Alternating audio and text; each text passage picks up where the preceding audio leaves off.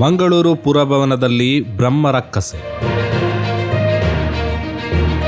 ತುಳು ರಂಗಭೂಮಿಯಲ್ಲಿ ವಿಸ್ಮಯಲೋಕ ಕ್ಷುದ್ರ ಶಕ್ತಿಯೊಂದರ ಭಯಾನಕ ಕತೆ ಪ್ರದರ್ಶನಕ್ಕೆ ಸಿದ್ಧವಾಗಿದೆ.